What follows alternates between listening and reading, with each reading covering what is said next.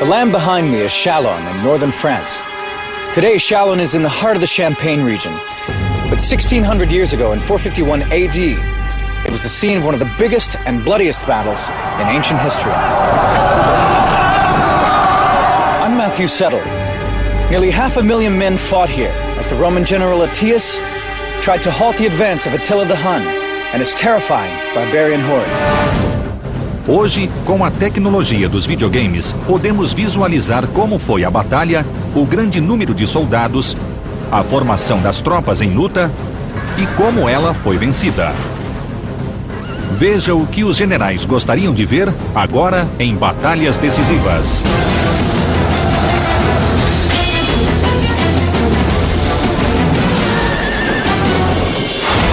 Batalhas Decisivas. In 451 AD, the Roman Empire was in tatters.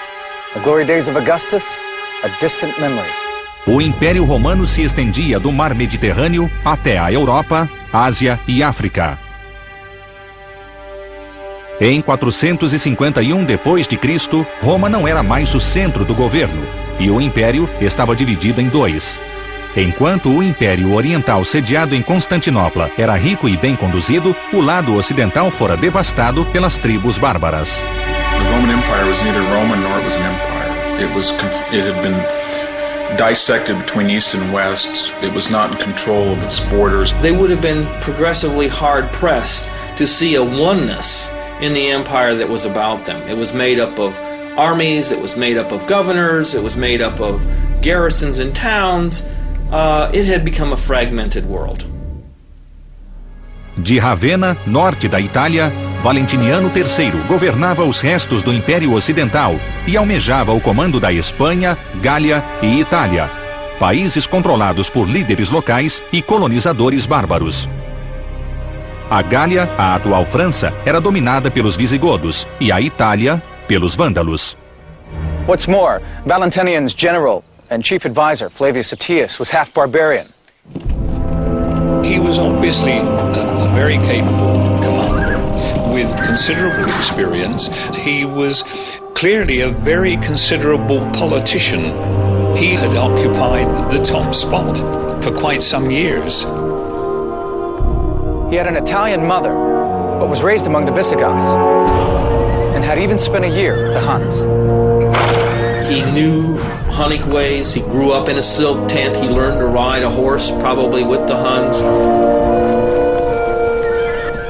He's often called the last of the real Romans, the last of the noble Romans, or the noble Roman, inasmuch as for 30 years he seems to have been very active on the northwest frontier of Rome in a series of holding actions, trying to keep out Franks, trying to keep out Goths from getting into the unprotected and bountiful areas of central Italy and Spain.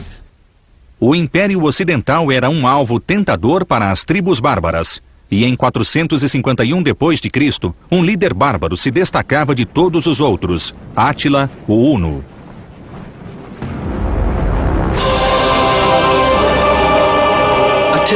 Attila is represented as the super barbarian. He was slightly graying, he was bent over, he was very muscular, probably entering middle age, squat, dark, swarthy person. Os hunos eram cavaleiros das estepes asiáticas. Many of the Germanic tribes were Christians of some shape or form. The Huns were not. And, of course, Attila was described as being, quote, the scourge of God. Todos temiam os hunos, e com razão. Em um ataque surpresa ao Império Oriental, eles deixaram para trás um rastro de destruição. São Jerônimo escreveu: eles cobriram a terra de sangue e medo, e não respeitaram credo, hierarquia, velhos ou crianças. By 450 AD, Attila was looking for his next target.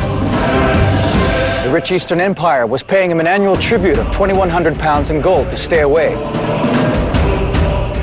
But the Huns couldn't live by plunder alone. They were nomads who needed to be on the move. Their very existence was predicated on constant motion. They had to find always new sources of plunder, always new sources of fodder. And to stay in one place would mean that they would literally eat themselves out of their locale within a matter of weeks. Átila voltou as atenções para o Ocidente, então governado por tribos rivais. Grande parte da Gália era controlada por Teodorico, o Visigodo, e Gaiserico, rei dos Vândalos, controlava parte da Itália. The two men hated each other. Things came to a head when Geiseric's son, who was married to Theodoric's daughter, cut her nose and ears off during an argument. Gaiseric saw a chance to destroy his rival. He encouraged Attila the Hun to invade Gaul and overthrow Theodoric. It was the opportunity Attila had been waiting for. The opportunity to divide and conquer. Attila thought that it offered pretty good cost-benefit ratio. You could plunder it pretty easily, and the chances that you'd be killed or captured or punished were not very great. The Roman general Attius saw the writing on the wall. He knew the Huns well from having spent time living among them. He'd even been on friendly terms with Attila. So he knew that if Attila was allowed to conquer Gaul, he wouldn't stop until he'd swept south into Italy and completely destroyed the Western Empire. Attius knew that he would have to join forces with Theodoric's army to save the West. He couldn't defeat the Huns on his own. Though Theodoric was no friend of the Romans, he reluctantly agreed to fight alongside of them. Para Átila, a chance de invadir a isolada e rica Gália era irresistível. No ano de 451, ele cruzou o Rino no comando de um exército com mais de 500 mil de homens, segundo os cronistas da época. The core of the Hunnic army was surely the Huns themselves. There's no way to tell how many people that means. My guess is surely not more than 10,000 effective Hunnic warriors.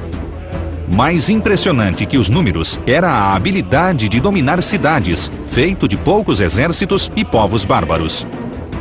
Os hunos cruzaram a Europa, incendiando cidade após cidade.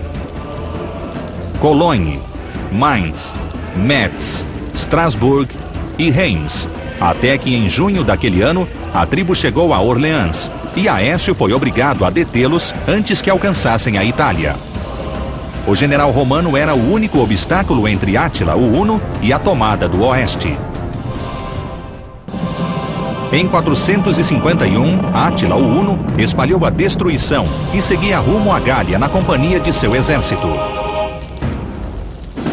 Enquanto isso, o comandante romano, Aécio, partia para Orleans com seu novo aliado, Teodorico, rei dos Visigodos. Não se sabe ao certo o tamanho do exército conjunto, mas historiadores acreditam que o número não superava os hunos. O exército chegou quando Sangibano, governador de Orleans, estava prestes a se entregar aos hunos. Era o início de uma sangrenta batalha. Sem medo de recuar e reagrupar as forças, Átila retirou seus homens das ruas e partiu para campo aberto. Já que o confronto era iminente, o líder preferiu travá-lo em um local onde os hunos tivessem total controle.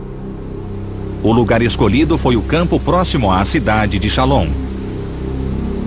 Os hunos montaram um acampamento defensivo e se prepararam para aniquilar Aécio.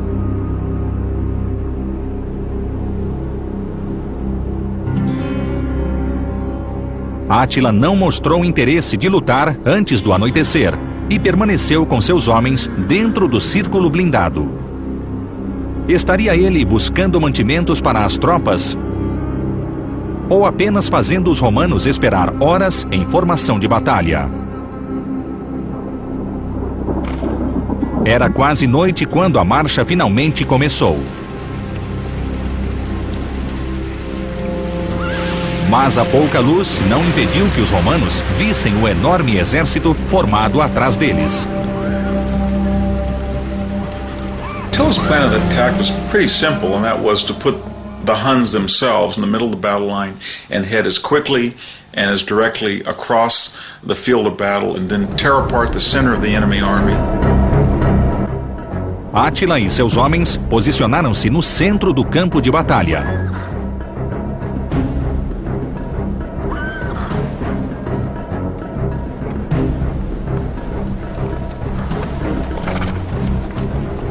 Pelos flancos seguiam os ostrogodos e os gépidas, tribos bárbaras aliadas. Esta era a cavalaria padrão, munida de lanças e espadas e usando de mobilidade e força de ataque para infligir perdas.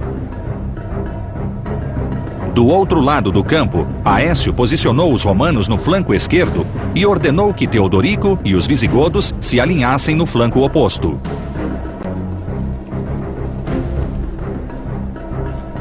Para o covarde sangibano, restou o centro. Não foi surpresa quando Átila demonstrou que atacaria o ponto mais fraco da linha.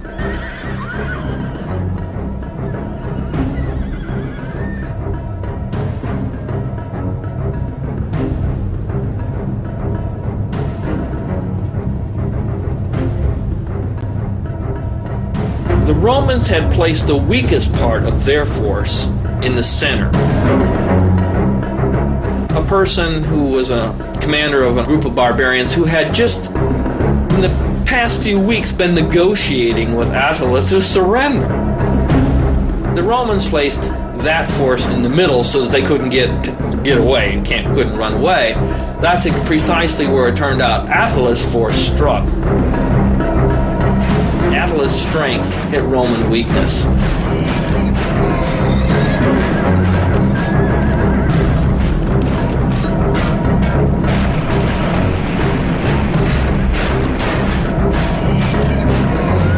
Mas Aécio não era tolo. Seu plano era levar Átila para o centro. Dessa forma, ele quebraria o flanco esquerdo e a linha dos visigodos, e os hunos bateriam em retirada para o círculo blindado.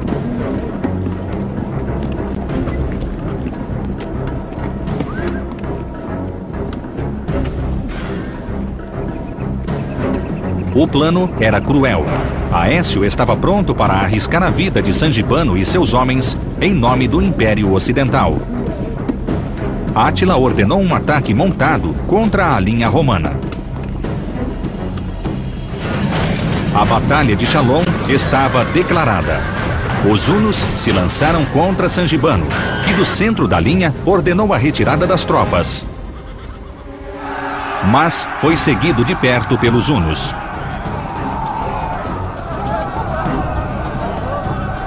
Aécio sentiu a supremacia das tribos aliadas.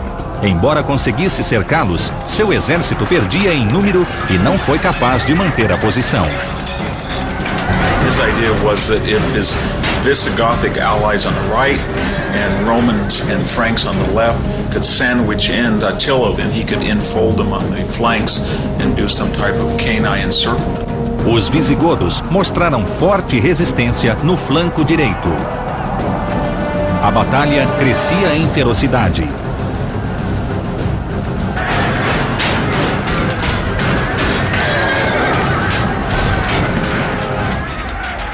The casualties must have been staggering, although the numbers given in the sources are just for literary effect.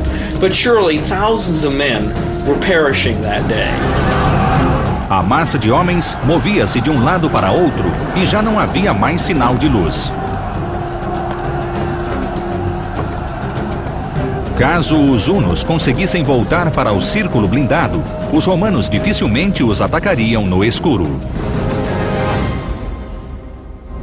It was late in the afternoon, and it was getting dark. They fought until they couldn't see each other, and then the battle continued into the darkness. It was one of these battles without end.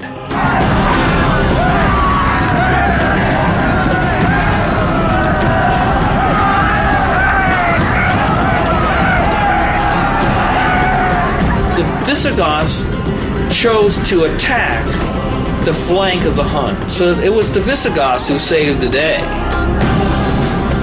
O ataque visigodo foi suficiente para virar o jogo a favor de Aécio.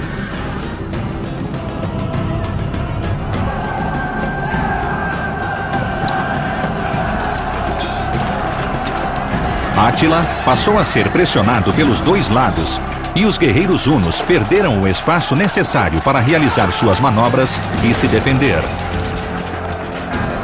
Enquanto o rumo da batalha se definia, uma tragédia se abateu sobre os visigodos. Teodorico, rei da tribo, foi derrubado do cavalo. Mas antes de levantar, foi pisoteado pela própria cavalaria. A posição de Aécio era delicada. Com a perda de seu principal aliado, será que os visigodos continuariam a lutar? E será que venceriam a escuridão? Em 451 d.C., o general romano Aécio lutou para salvar a civilização ocidental das mãos de Átila, o Huno. Na batalha, morreu seu aliado Teodorico, rei dos visigodos. Torismundo, filho de Teodorico, assumiu o controle da tribo. Felizmente para Aécio, a perda do rei despertou a sede de vingança dos visigodos. Os guerreiros investiram contra os inimigos e, de repente, era Átila quem sentia a pressão do combate. As perdas entre os hunos foram imensas. A fúria dos visigodos serviu de estímulo para os romanos, mas não havia tempo para explorar a vantagem.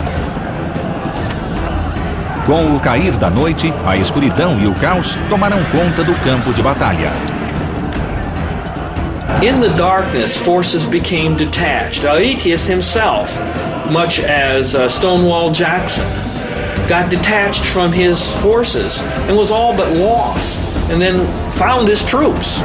Na escuridão, Torismundo confundiu os hunos com seus homens e quase foi morto.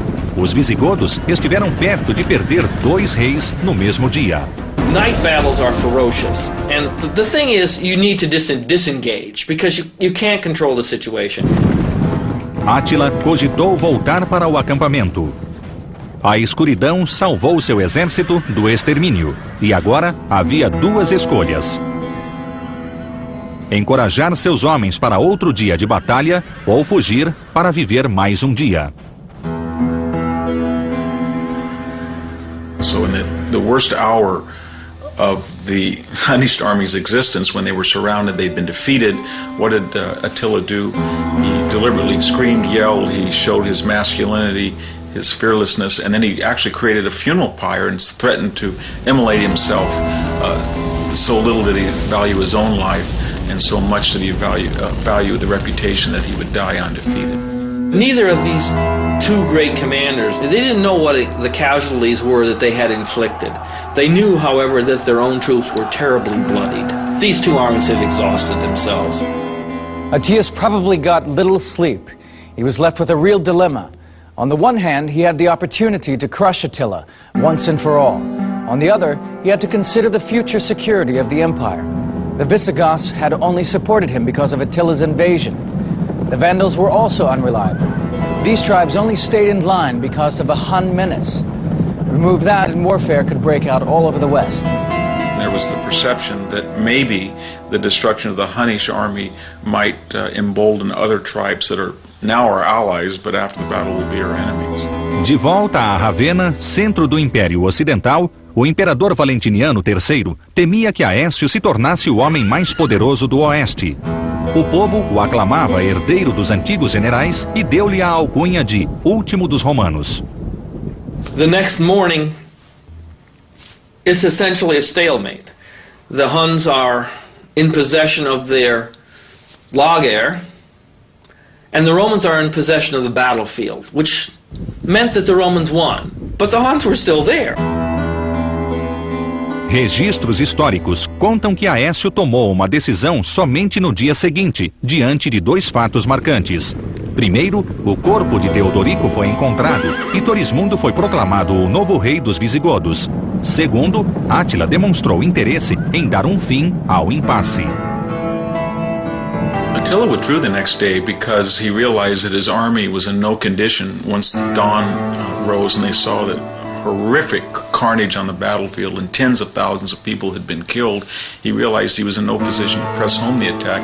Aetius knew his own personal standing was high.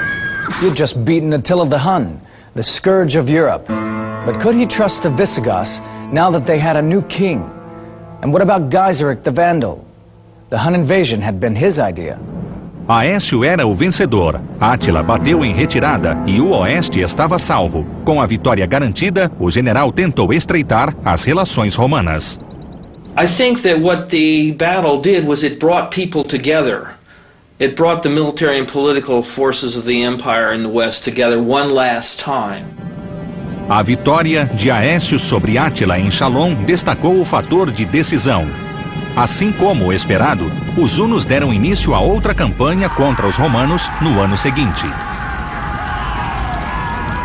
A tribo invadiu a Itália e deixou um rastro de destruição.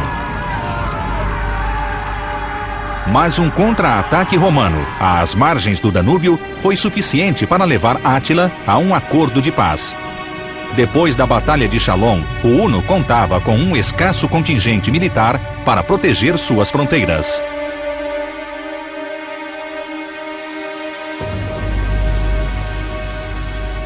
The following year, Attila the Hun died, as he had lived, bloodily.